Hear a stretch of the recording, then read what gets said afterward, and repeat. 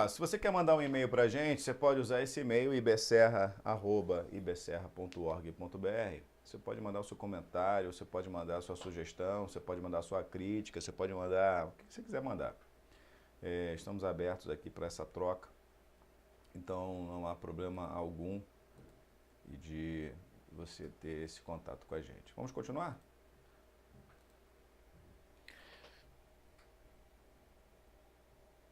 Portanto, essa identificação comunitária de Jesus, né, que ele acaba nos passando essa informação, é uma identificação muito legal. Lá em Atos 9:17, no momento que a gente está ali vivendo algumas situações, tem um termo, e aí há um momento de perseguição, aquela questão até de Paulo ainda perseguindo os cristãos, mas há uma coisa, uma palavra que me chama muita atenção, Atos 9:17, que diz assim: então Ananias foi, encontrou na casa, pôs as mãos sobre Saulo e disse: irmão Saulo, o Senhor Jesus, que lhe apareceu no caminho por onde você vinha, enviou-me para que você volte a ver e seja cheio do Espírito Santo. Jesus foi ao encontro de Paulo no caminho. No caminho. Paulo, e quando eu falo do caminho, estou usando esse termozinho do caminho, é que em alguns momentos a gente encontra esse termo no caminho porque era uma identificação das pessoas que seguiam Jesus, os que eram do caminho. A conversão de Paulo se deu no caminho. Você pode estar aí achando assim, esse cara tá maluco, esse cara tá inventando uma moda agora em cima de caminho. Não, não tô não. Eu tô pedindo só para você refletir um pouquinho junto comigo. Filipe foi ao encontro do eunuco que estava também a caminho. Os discípulos tiveram o entendimento de Jesus no caminho de Emaús, no momento em que eles tiveram que desvendar-se dos problemas que eles estavam enfrentando em si mesmo, quando da suposta morte do seu mestre Jesus. E Jesus ali do lado deles. No caminho. É no caminho que a gente é identificado. A Igreja da Serra não acredita mais que a gente deva ser um ponto central em que as pessoas vêm de vários lugares para estar aqui e aqui ser o lugar onde a gente exerce um ministério, um suposto ministério, em que aqui é o lugar que as pessoas estão ouvindo de Jesus ou que são preparadas por Jesus. Nada contra o espaço, nada contra o espaço, nada contra a organização. Não estamos falando disso. Mas nós só estamos falando do método que ficou se engessado. A gente sai daqui, a gente não acredita que o que a gente está desenvolvendo ao longo da nossa trajetória, ao longo da nossa caminhada profissional, e aí vem um discurso à tona que é aquela ideia de a minha vida secular e a minha vida espiritual, a minha vida emocional, e a gente começa a compartimentar a vida, quando na verdade nós só temos uma única vida e que ela está permeando todos os espaços que a gente tem oportunidade, espaços profissionais, espaços emocionais, espaços relacionais diversos. E não estamos permitindo muitas vezes deixar que o Espírito Santo nos use, não numa linguagem no evangeliquez, mas na linguagem que o Espírito Santo te dá. E essa linguagem não é uma linguagem simplesmente num sinal, né, de salvação. Olha, Jesus te ama, mas no cuidado, no alerta, no como que você faz uma negociação, no como que você lida com a injustiça na sua comunidade, de como que você está preocupado com as necessidades de saneamento do seu bairro, de como que você está preocupado com a questão da habitação no seu bairro, de como que você está preocupado em como está sendo feita a distribuição dessa renda, ou como que as pessoas estão buscando uma dignidade no seu trabalho. Eu estou falando de um ser cristão, de um seguidor do Cristo que está pelo caminho produzindo justiça social, produzindo uma reflexão humana, produzindo uma concepção de vida diferente do ir a uma igreja e ser membro de uma igreja com uma roupa de igreja ou com uma linguagem de igreja, ou com um cargo que aquela igreja institucional está lhe dando.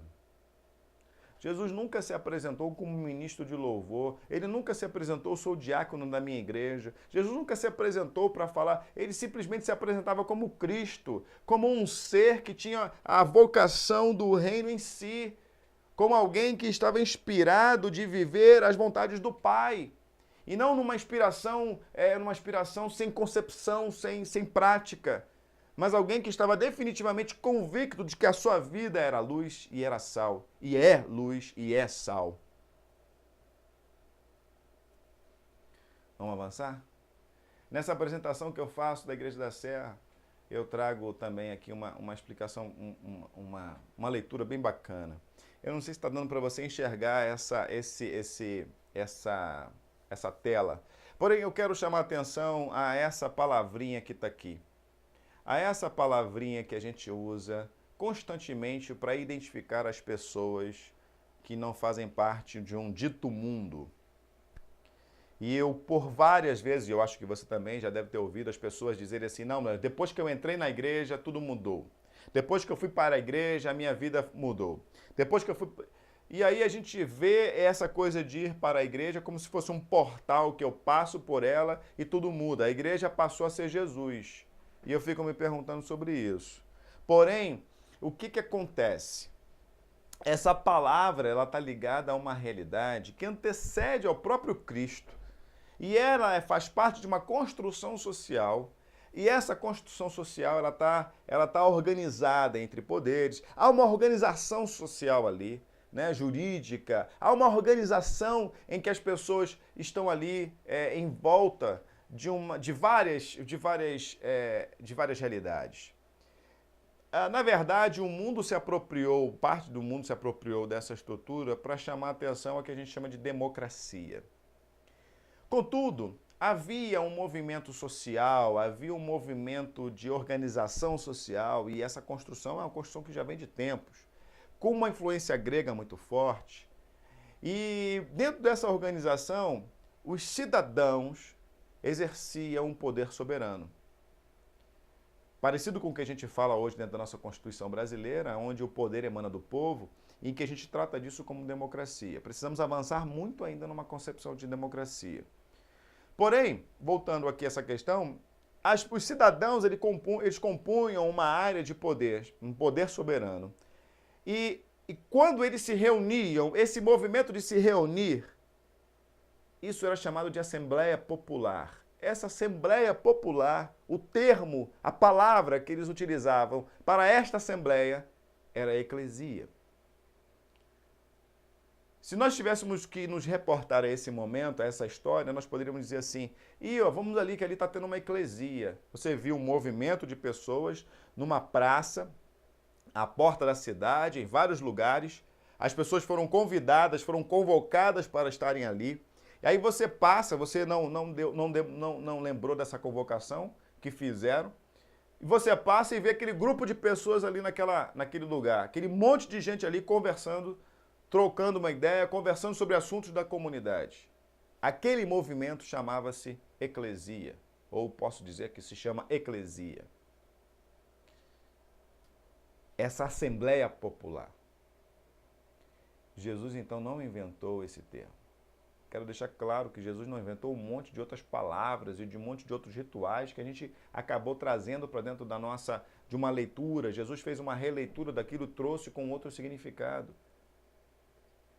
Algo mais próximo de nós é a ceia. Jesus deu uma outra leitura do que era uma coisa comum daquelas pessoas fazerem.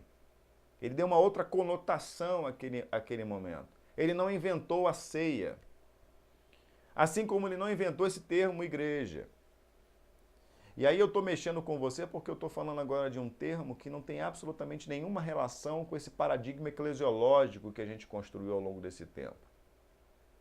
Porém, ele saca esse termo, e eu faço referência ao texto anterior que a gente leu, que é esse texto aí, Mateus 16, 16 a 18, e ele chega a dizer para Pedro numa resposta, disseste bem, Pedro, porque Jesus está perguntando, o que as pessoas estão dizendo que eu sou, hein? O que eles estão falando que eu sou? Ah, eles estão falando que você é o profeta Elias, que você é fulano de tal, que você é Beltrano. E Pedro, ele chega para ele e diz assim, não, tu és o Cristo. Tu és o Cristo, Filho do Deus vivo. E aí Pedro fala uma coisa, ele saca uma essência que é o caráter. Ele saca uma questão de não é nem falar sobre o nome Jesus, G-E-S-U-S, S-R-I-S-T-O, Cristo, Jesus Cristo. Ele não está preso a um nome, a uma identidade, mas ele está preso agora à essência quando ele diz: Tu és o Cristo, o Filho do Deus vivo. Olha que coisa incrível. E aí Jesus diz: Disseste bem, Pedro. É sobre esta pedra, sobre esta afirmativa que é a rocha, que é a essência, é que eu vou fundamentar a minha igreja, é que eu vou formar, é que eu vou edificar este movimento. Este movimento, guarde essa palavra, este movimento. E aí eu volto a esse termo aqui. Esse termo aqui quer dizer movimento. Esse termo significa movimento, guarde isso. Esse termo significa movimento. Movimento popular, movimento de pessoas que estão envolvidas com um propósito, que estão envolvidas com uma razão, que estão envolvidas com necessidades em comum, que estão envolvidas com a pessoa de Cristo. E aí o que acontece? O que acontece? Presta bem atenção nos 3 anos de ministério de Jesus, os seus últimos 3 anos de ministério. Uma coisa fabulosa acontecia. A gente via aquela multidão de gente seguindo Jesus. Na praia, no morro. E a exemplo disso é o Sermão do Monte. Sermão do Monte, para quem não tem nenhum evangeliquez na cabeça, né? Diria assim: pô, esse cara está falando de justiça social, está falando de equidade, está falando de consciência da pessoa, ele está falando de humildade, está falando de mutualidade, ele está falando de você compartilhar o bem que você tem com o outro. Caramba, esse cara está falando de algo incrível. Jesus produz um novo movimento, um movimento integral de mudança de vida. Alguns não estão entendendo isso, mas ele está falando a partir da essência do Pai para nós. Nós fomos criados para isso. E Jesus não está trazendo nada de novo do ponto de vista de... em termos de nome, de invenção de nome, de uma sigla, mas ele está dando o sentido real da nossa existência. Eu vou continuar no nosso próximo encontro. Aquele abraço, não saia daí, pegue o próximo vídeo.